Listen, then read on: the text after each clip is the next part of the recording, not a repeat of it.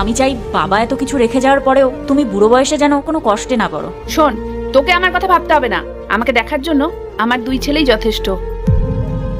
আর তোর বরের তো কম নেই, তোর এই সংসারের উপর নজর দেওয়ার কি আছে? যা, নিজের সংসারটা ভালো করে কর। মা, তুমি আজকে আমাকে অনেক ছোট বড় কথা বললে, মেয়ে বলে আমাকে অনেক কিছুই শুনতে হলো। আমি ভুল কিছু বলিনি, তুই আজকে যা কিছুই করেছিস আমি সেই জন্য এই কথাগুলো বলেছি। মা, এটা কিন্তু তুমি একদম ঠিক করনি। তুমি আজ ছেলেদের গর্বে নিজের ভবিষ্যৎটাকে বিসর্জন দিয়ে দিলে। আমার আর কিছু বলার নেই, তোমার যা ভালো লাগে তুমি তাই করো।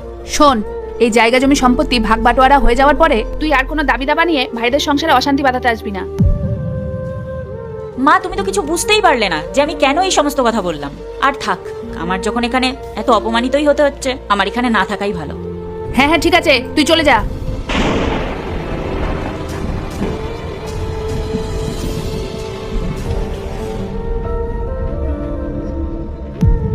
মা, আপনি আবার নির্লজ্জের মতো চলে এসেছেন। বলুন কি কাজ আছে?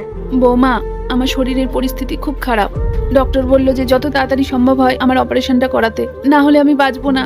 কিন্তু বৌমা, তুমি তো জানো যে আমার কাছে যা টাকা পয়সা ছিল সব আমার 2 ছেলের নামেই করে দিয়েছি। সেই জন্য আমার কাছে আর কোনো টাকা নেই। তাই জন্যই বৌমা, আমি মনোজের কাছ থেকে কিছু টাকা নিতে এসেছি। মা, তুমি এখানে? হ্যাঁ, টাকা চাইতে এসেছে ওনার চিকিৎসা করানোর জন্য। তা না হলে আবার এখানে কি করতে আসবে? কিসের চিকিৎসা করবে তুমি? মনোজ, আমার বুকে খুব সমস্যা হয়, ঠিকমতো নিঃশ্বাসও নিতে পারি না। তাই ডক্টর বলেছে যত তাড়াতাড়ি সম্ভব হয় আমার অপারেশনটা করাতে হবে। সেই জন্যই আমি তোর কাছে আসলাম, যদি তুই কিছু টাকা দিয়ে আমাকে সাহায্য করতিস। দেখো মনোজ, একটা কথা কান খুলে শুনে রাখো। তুমি যদি ওনাকে 1 টাকাও দিয়েছো না, তাহলে আমার থেকে খারাপ কিন্তু আর কেউ হবে না। জিয়া, জিয়া, তুমি পারো বটে, এর আগে দিলে তো বেচারিকে। গ্রামের বাড়িতে থাকতে কি তোমার এত অসুবিধা হচ্ছে যে চলে এসছো এখানে টাকা চাইতে? বাবু, চিকিৎসা করার টাকাটা তোমাকে দেওয়ার মতো একটা টাকাও নেই আমাদের কাছে। যাবে এখান থেকে। মনোজ বাবা, আমার কথাটা শোন।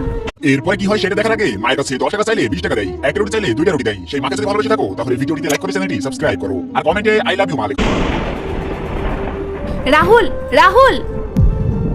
এ কি মা, তুমি এখানে? হ্যাঁ বাবু, আমি তোর কাছে এসেছি খুব জরুরি একটা কাজের জন্য। জরুরি কাজ? কি কাজ? আমার বুকে খুব ব্যথা হয়, আমি ঠিকমতো নিঃশ্বাসও নিতে পারি না। ডক্টর বলেছে একটা অপারেশন করতে।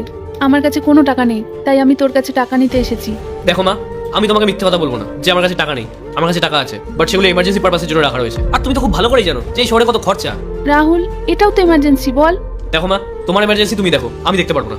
বাবু, আমার কাছে যা টাকা পয়সা ছিল, জমি জায়গা ছিল, আমি সব তোদের 2 ভাইকে ভাগ করে দিয়েছি। এখন আমি কোথায় টাকা পাবো বল?